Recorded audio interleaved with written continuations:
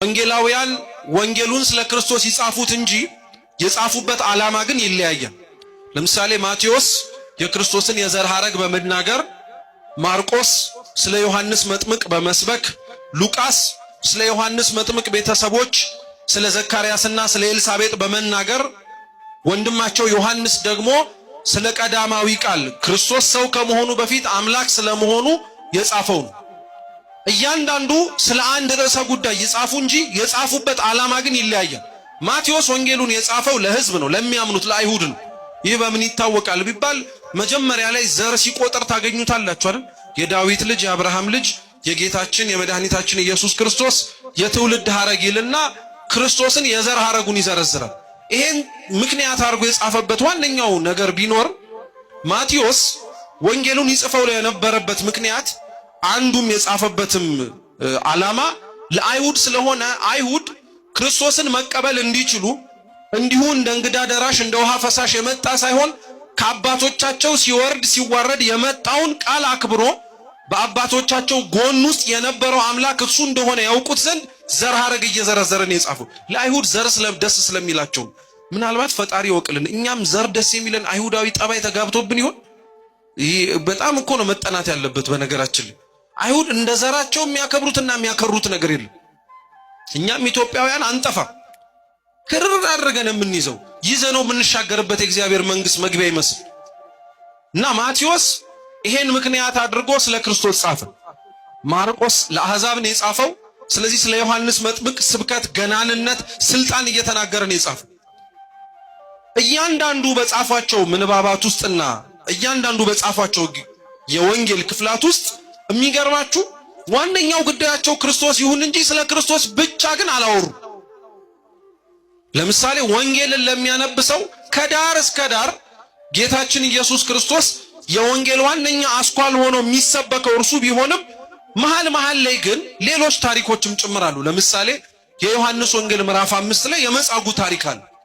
አሁን የመጻጉዕ ታሪክ ባይጻፍስ ኖር ስለ መጻጉዕ ከሚነግረን ይልቅ ስለ ክርስቶስ ያላወቅነውን ስለ እመቤታችን ድንግል ማርያም ሊገላግለን ይችላል ብለን የምናስበውን ነገር ምን አለ ቢጽፍልን ኖሮ ትሉ ይሆነ። ዮሐንስ ወንጌላዊ ስለ መጻጉዕ የጻፈው ምክንያት ምን መሰላችሁ? መጻጉዕ 38 ዓመት ከተኛበት ከዛ ከበሽታ አልጋው ላይ በእግዚአብሔር ቃል ድኖ በኋላ ላይ ደግሞ ክርስቶስ በአይሁድ እጅ ተይዞ በሊቀ ካህናቱ ፊት በቆመበት ጊዜ ላይ ደግሞ የፈወሱትን እጆች ረስቶ እንዴት ለሊቀ ካህኑ እንዲህ ብለህ ትመልስለታለህ ብሎ በጥፊ የመታው ሰው ነው። የመጻጉዕ ታሪክ የተጻፈው እንደ መጻጉዕ አይነት ጠባይ ያለን ሰዎች ስላለን እግዚአብሔርን አድነን ብለን በጮህንበት አንደበታችን ፈውሱን ስናገኝ ደግሞ በሙዚቃ ራሳችንን የምናሰክርና ምንረሳው። ስለ መጻጉዕ ብቻ ተጽፎ አልተገኘም። ስለ ሐዋርያት መመረጥም ተጽፏል። ስለ ሐዋርያት መመረጥ ለምን ይጽፉልናል? አብይ ጉዳያችን ክርስቶስ ከሆነ ለምን ስለ ክርስቶስ ብቻ አይሰብከንም? ወንጌል ስሙ በደንብ። ስለ ሐዋርያት የተጻፈውን በምክንያት ነው። አንደኛ እነዚህ ባላደራዎች ናቸው። ክርስቶስ ላስተማረው ለቃል ትምህርት ወጥተው የሚሰብኩ የሚያስተጋቡት እነዚህ ናቸው። ወንጌላውያኑ በስም የተጻፉት እነገሌ ተብለው 12ቱም የተዘረዘሩት ለምን መሰላችሁ? የወንጌላውያን ስም ባይጻፍ ኖሮ ሌሎችም እኛም ወንጌላውያን ነን ብለው ተጨምረው ያጭበረብሩ ነበር። ለዛ መልስ እንዲሆን ነው የወንጌላውያኑ ስም የተጻፈው። ግን ቁም ነገሩ ምንድነው? ስለ ወንጌላውያን መመረጥ ወንጌላችን ጽፎ የምናገኘው የወንጌላውያን ጥሪ የተለያየ ስለሆነ ነው። መጀመሪያ ከተጠሩት ከእንድሪያስ ከጴጥሮስ በኋላም ከዮሐንስና ከወንድሙ ከያዕቆብ እስከነ ማቴዎስ እስከነ ናትናኤል ሁሉንም ተመልከቷቸው። ሁሉም የተለያየ ጥሪ ነው ያላቸው። አንዳንዶቹን አሳ አጥማጅ እንደመሆናቸው መረባቸውን ታንኳቸውን አስጥሎን የጠራቸው፣ አንዳንዶቹን አዋቂዎች ስለሆኑ ዕውቀታቸውን ትተው እንዲመጡ ባዶ ሆነው እንዲጠጉት ነው ያደረገው። ምን ለማለት ፈልጎ ነው?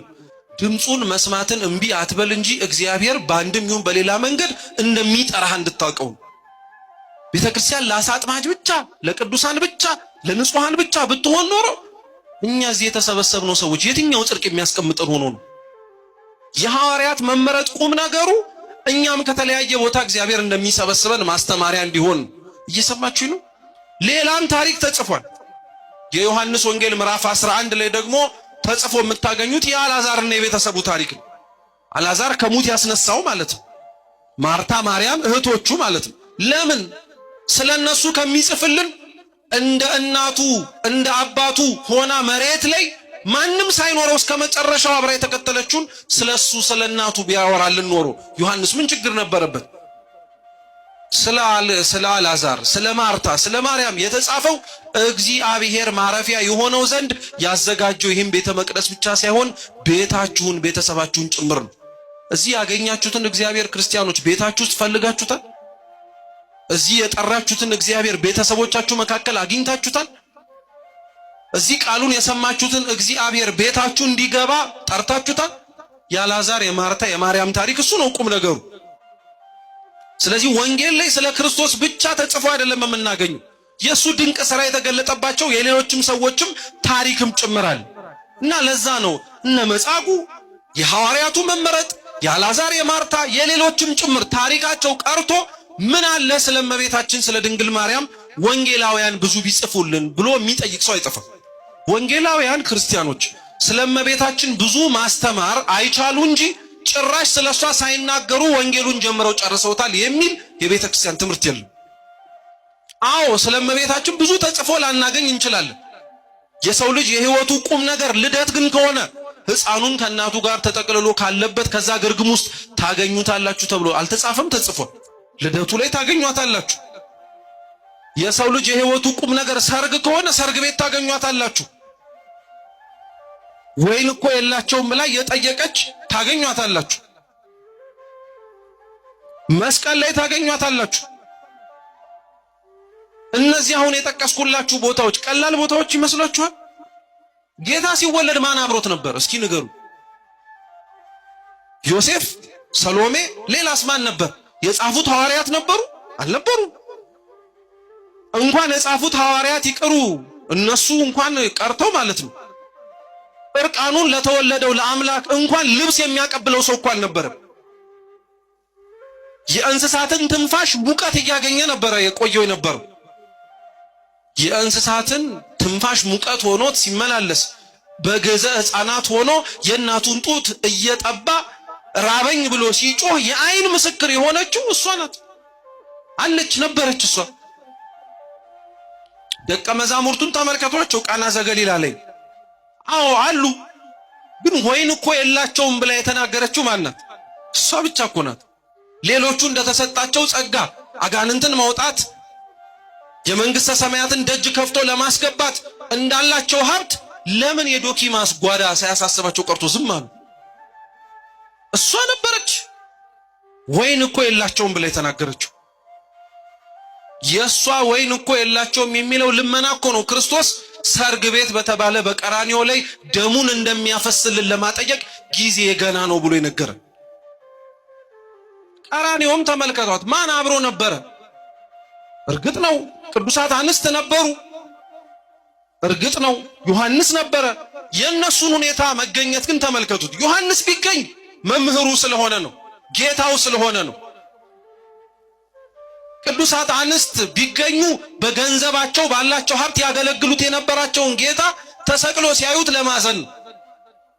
እናቱ እኮ ብትገኝ ልጇ ሆኖ ነው። እሱ ላይ ያሰቃዩትን እንግልትና መከራ እሷ ላይ እኮ ሊያደርሱባት እንደሚችል ታውቃላችሁ።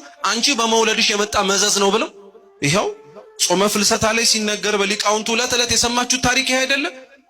እሱ ተቀብሮ ከሙታን ተነሳ እንደተባለ እሷም ተቀብራ ተነሳች ብለው እንዳይበጠብጡን ብለው አይደለ ስጋዋን ለማቃጠል የምትቀበርበትን ቦታ ፈልገው ለማግኘት ሲደክሙ የነበሩት። እያንዳንዱ ቦታ ላይ እመቤታችን ያለችበት በህይወቷ ፈርዳ ነው። ወንጌል ላይ እመቤታችን ተጽፋ የምታገኙት ቦታ ሁሉም ቦታ አይሆን እንጂ ያለችበት ቦታ ቀላል አይደለም። ያለችበት ቦታ ለኛ ለመዳናችን ቁም ነገር ያለው። ሲቀጥል ክርስቲያኖች አለች ወጣች ገባች ተብሎ ስላልተጻፈ ህልውናዋን መጠራጠር አንችልም። አሁን አንዳንድ ሰው ስለ እመቤታችን ሰው ሲያስተምርም ሆነ ክርስቲያኖች ሲያስተምሩ ተወለደች፣ አደገች፣ አምላክን ጸነሰች። መጽሐፍ ቅዱስ ላይ ተጽፎ የምታገኙት የትኛው ነው? ተወለደች አለ ወይ? ጉድ! እናንተ እንዴት ነው ተወለደች የሚል አለ? አደገችስ የሚል አለ? ጸነሰችስ የሚል አለ? የለም። እንግዲያውስ መልሶ አለ የለም። ስለዚህ አሁን ስትጸንስ ያየናትን ድንግል ማርያምን ወለደችው ስትወለድ ስላልሰማን ስታድግ እድገቷንም ጭምር ስላልተመለከተን ህልውናዋን ልንጠራጠር ነው? የማይሆን ጥያቄ እኮ ነው። እንደው ስለምንደናገጥ ነው እንጂ የማይሆን ጥያቄ እኮ ነው። መኖሯን እያመንክ ስለ እድገቷ ጥያቄ ትጠይቃለህ? መኖሯን እያመንክ መቼ ነው የተወለደችው ብለህ ትጠይቃለህ? መኖሯን እኮ አምነሃል። ሰው የሚኖረው ሲወለድ ነው።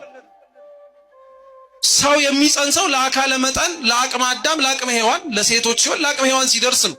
ይሄን ካመንክ እንዴት ተወለደች የሚል ነገር ተጽፎ እስካላገኘ አላምንም ትላለህ? ችግር የለውም። ስለመወለዷ፣ ስለመኖሯ፣ ስለማደጓ ተጽፎ ባናገኝ ተጽፎ የምታገኙት ታሪክ ግን ስለመቤታችን ትልቅ ቁም ነገር ያለው እሱም አምላክን ስትጸንስ። እስኪ እንደው ታሪካቸው ተወለዱ፣ አደጉ፣ ኮተኮቱ፣ ወጡ፣ ወረዱ ተብሎ በዛው አምላክን ጸንሷል የሚል ሌላ ሰው ታሪክ ታውቃላችሁ? እና እንዴት ነው አምላክን መጽነስ የቀለለብን ወገን?